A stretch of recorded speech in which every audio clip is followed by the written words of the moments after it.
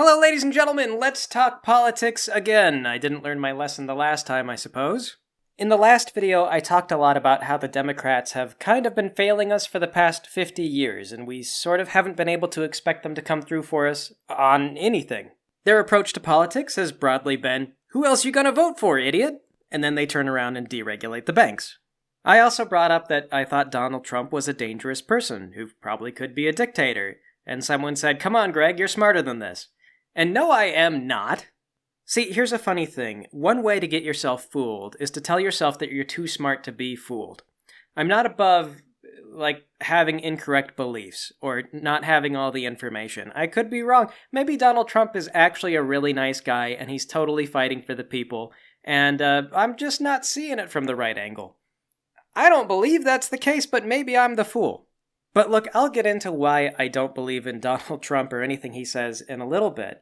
Because, look, cynicism and skepticism isn't very uplifting. It's not really a message that people can rally behind. And I think that is a big problem. In fact, it's not just a big problem, it is the big problem.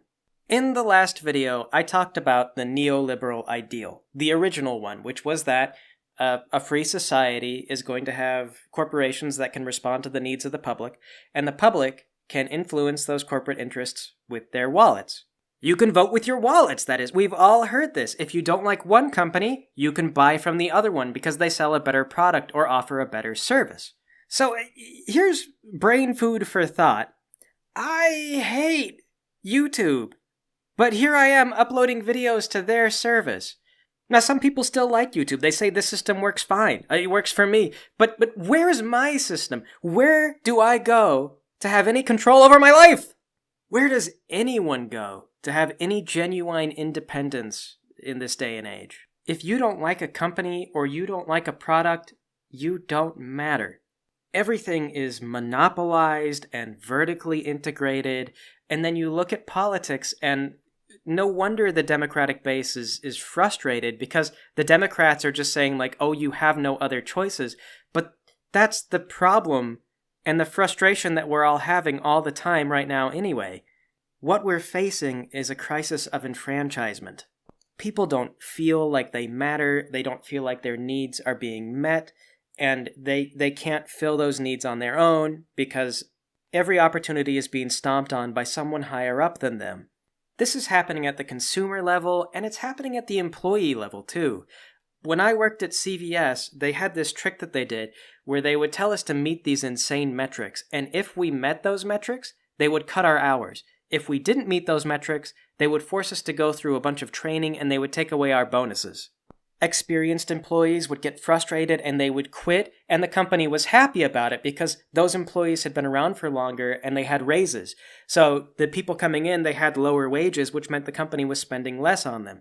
The company viewed its own people as an expense, not as an investment or an asset. And then, of course, the pharmacy would become less efficient, we couldn't cover all of our bases, and the customers would be frustrated, and they would be wondering, why can't you just fill a prescription? Why is this so hard?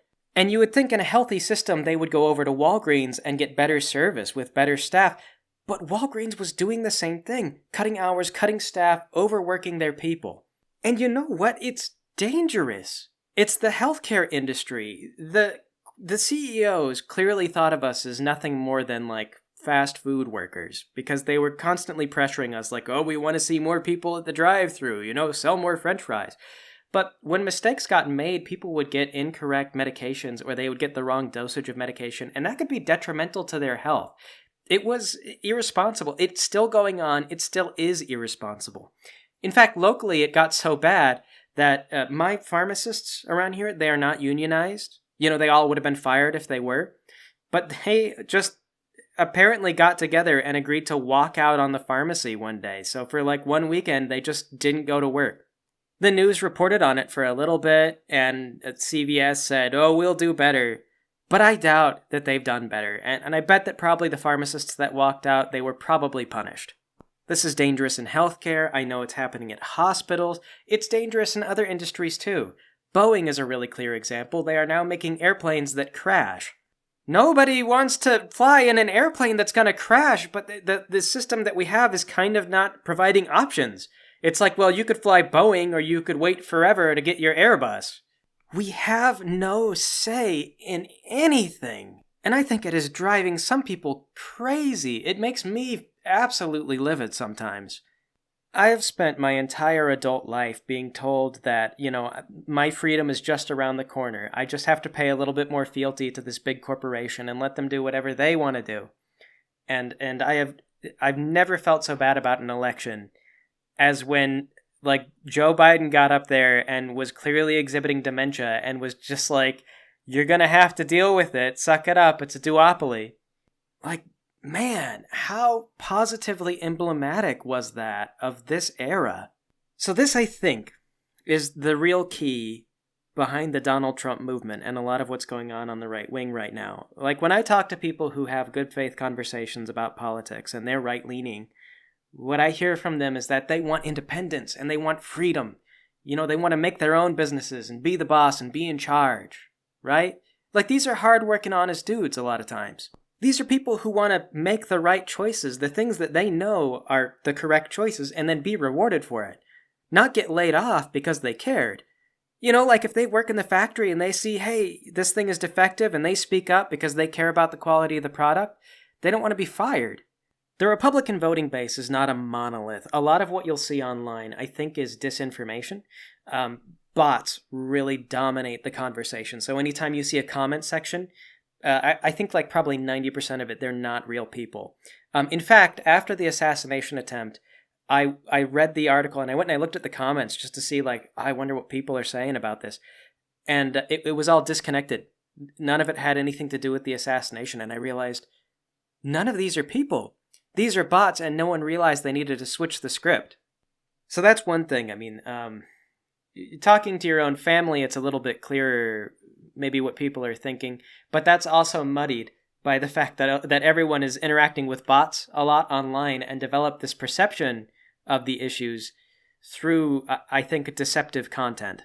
The conversation that I like to have that I feel is illuminating is I try to ask, like, why are you excited about this politician? Like, it baffles me when people are really excited to vote for Donald Trump, or if they're really excited about like a Democrat. I feel like it's very rare for anyone to be excited about.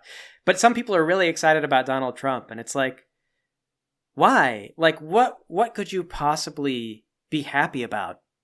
What is it you think you'll be getting? And in a lot of cases, I think what, like, earnest, better-natured Republican voters are looking for is enfranchisement, freedom. I mean, they use the word all the time. It should be obvious, right? They want individual freedom. Now, don't get me wrong, some of these people really just want to hurt other people. Like, it's all about passing judgment.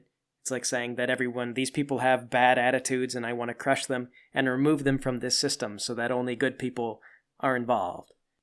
We can't do much about those people. Like, I mean, they're always going to exist. They're always going to be around. But I feel like the majority of people are good-natured, honestly. Like, we're social animals. We want to get along, and we want the world to be a better place. Like, we want to raise our kids in a better world. And wanting that, people go in for Donald Trump because Donald Trump represents a departure from this system that is basically saying, shut up, you have no other way out. You have to do what we say. Donald Trump kind of felt like spitting in the eye of that. And he talks about putting people back in charge. He's like, I will put the American people back in charge, whatever. And for people who are beat down like this, that's motivating. What I hear from Trump supporters is that, yes, I want to be involved and rewarded for being a good person, and they believe Donald Trump wants that for them, which is why they're voting for him. And that's why the response to the Democratic message of, oh, these people are stupid and they don't know what's good for them, like Hillary Clinton's messaging there was such a massive turnoff, because it's the opposite of everything that those voters want. It is the problem that created this in the first place. Like, that's the essence of the problem. You go to work, you see that the airplane, the door is going to pop off mid-flight, you say something, and you're told, shut up, idiot, you're on the bottom rung, you don't know what you're talking about. That's just like life in America now. Hillary Clinton was on the board of directors for Walmart. Like, these are major investors. These are people who are driving a lot of the forces that are making life very frustrating. So look, I mean, I say, hey, I think Donald Trump might be trying to set himself up as a dictator, and the people voting for him, that is not where they're at mentally if they're not, like, a terrible person. They're thinking, like, man, I just want a voice in this system again.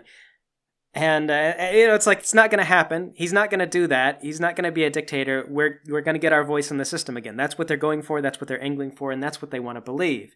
And I think we're seeing the same exact thing in stuff like the crypto movement, for example. I feel like there's a lot of overlap between right-wingers and people in the crypto movement. A lot of people who really believe in Elon Musk, that it seems like there's a lot of right-wingers over there. The left wing kind of got into the environmentalism and wanted to believe that electric cars are going to save the world, even though probably the reality is that they won't. But I mean, look at it. Like, crypto sold itself on, like, freedom from the system. You're going to have this financial independence created by crypto. If you invest now, then you'll make a bunch of money and you won't be in this awful rat race where you don't matter anymore. And a lot of crypto, probably all of crypto, let's be honest, is a scam. And now we've got AI, and it's the same thing where they're just saying, like, oh, we're going to do AI, and if you invest in AI early, you'll be able to set up your own company using AI, and now you'll be a manager managing a bunch of AI. Even though, like, for example, Musk is trying to sell automated driving, and he's saying you could buy a car, and it'll just be a taxi service that'll make money for you. You'll be managing this AI taxi. If you could make money, like if this stuff worked and you could make money on self-driving taxis, I don't think that Musk would just give you the taxi, really. I'm pretty sure that they would just centralize that, and like one person would probably wind up controlling the majority of taxis, and they would dominate the market, squeeze out everybody else, and then you'd have no choice but to use this one guy's taxi, and we'd be right back in the same problem. It's all kind of just like scams and tricks. In a nutshell, I think that we see a lot of false promises and false prophets because the system that we've got now, that we've been working on building for these past several decades, really only incentivizes lying and, like, stock investing. Because, I mean, let's look at who's making the rules. It's a bunch of stock investors, right? And they, as long as they're getting a benefit, they look at this whole setup and they say, it's fine. Like, Boeing was great. They were making a lot of money in the stock market, and it's fine. And the only reason they're starting to notice, like, uh-oh, there's a problem, is because suddenly Boeing is such a wreck that there's no repairing it, and there's no denying it's in shambles. And, like, how many other companies are in that state, and we just don't realize it yet? So here's the thing, though. I don't think that Donald Trump is the solution to this problem. I think that Donald Trump is a child of this problem. He's a product of it. He is a lying CEO stockholder who is trying to convince everybody to buy into his stock and to just put him in power. Just vote for me real quick. I swear the next product is coming up. It's going to revolutionize the world. It's going to be better than AI. It's going to be bigger than crypto. Oh, it's NFTs on steroids. You're going to love it. And it is a scam. And the thing is that, like, if Trump gets in power, it looks like there are forces that are aligned there to really give him a lot more power than he should have. Like, I wasn't too worried about it until the Supreme Court, like, ruled that the president had immunity to prosecution. Like, that was really scary. There is a possibility, like, I can admit that maybe Donald Trump wouldn't take over and become a dictator, but you would have to tell me, like, where are the checks and balances that would actually stop him from doing it right now? Because suppose he did take over, like, okay, he can never be prosecuted, and the Supreme Court has said that it's fine for him to more or less just take control of the Department of Justice. So, like, what you would have to impeach him if he did something wrong, but if so long as enough of his people are in office, he can't be impeached because they'll just say, like, oh, we don't see any crimes or misdemeanors here, and also you're not allowed to investigate because, again, that was what the Supreme Court said was the rule now. That's the law. One of the things that they explicitly laid out was that you can't even really talk to the people in the president's orbit to find out his motive, which is important because a lot of crimes you can only really prosecute through motive. And then they also outlined that something like, for example, the January 6th incident, because I know a lot of people on the right want to be like, oh, it wasn't a coup, even though it was violent and they were trying to stop the election and change the outcome of the election. Like, they're like, that's fine. That was an official act. Because some of the Supreme Court justices were behind it or had family members who were actually kind of involved with it. And I don't know, like, how could you not be a little nervous about that? What if the president motivated the Department of Justice to disappear somebody who was being inconvenient, and then, like, no one wanted to look into it, or his party didn't want to admit that it happened, and the Supreme Court was fine with it? Like, what's the check? What's the balance? What stops it? I don't think there's anything, really. Maybe somebody, like, steps in and goes, I won't do that, but then that person gets disappeared, and everybody else kind of, like, learns their lesson real quick. It wouldn't take long. I mean, it would just require one person showing up in a ditch somewhere for asking too many questions, and that would kind of be the first domino to fall. Because if nothing happened as a result of that, if the president didn't get arrested or stopped, that means he could do it again. He could do it to you. And scarier still, when you look at the kind of guy that Donald Trump is, he's not somebody who admits fault. Like, he's going into office on this idea that he represents you, and he's enfranchising the correct set of people, the right-minded set of people. But he's got a lot of really dumb ideas. Like, for example, he was floating this idea that he would eliminate the income tax because it's burdensome to the upper class, which he's part of, and he would just do tariffs. But if he did that, it would cause, like, the economy to collapse. He can't do that. I think someone would be able to talk him out of that one because it's really, really outlandish, but he probably has some ideas that are, like, just barely dumb enough that would squeak by and still cause a major catastrophe. And so that would be the type of thing where he wouldn't be able to admit that, like, okay, I screwed up, and he would have to blame it on someone else. And so, like, where is he going to put the blame? Is it going to be on China, or is he going to blame Mexicans? And if he does blame the Mexicans, what's going to happen to the Mexicans in the country? Because these things, they don't, it doesn't turn out well for the people who get blamed.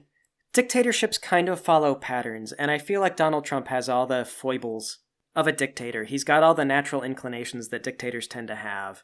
I think the only thing that would stop Trump from, being the kind of dictator that causes a famine and then executes a bunch of people who had nothing to do with it would be checks and balance preventing him from doing it. And again, watching the Supreme Court just be like, crimes are fine for the president now if we deem them as official. Like that, I'm just not okay with that. It makes me feel a little unsafe. So I don't think that Donald Trump is going to get us out of the situation that we're in. I think that Trump will lead us deeper into the woods, and that he is the black heart of the system that is disenfranchising us anyway. I mean, he is like born of it. He is made by it. He owes his entire wealth to a system that does not hold billionaires accountable and that rewards lying and scams. And for that same reason, I also don't really think that crypto is going to lead us out. I don't think that AI is going to fix anything or open up that many more opportunities. I don't think NFTs are going to go anywhere. NFTs have already crashed. It's kind of a done deal. Fact is, there's no, like, corporate solution to a problem that is fundamentally ingrained in corporate culture. Like, no one's going to invent or tech industry our way out of this. We're also not going to see relief from any kind of, like, narcissistic, pathologically lying, corporate asshole. And it doesn't matter if it's a Democrat or a Republican. Those type of people are the source of the problem. They are not the answer to it. But look, hey, it's not all bad, because I think that the actual answers that we're looking for are achievable, and they're real and they're practical.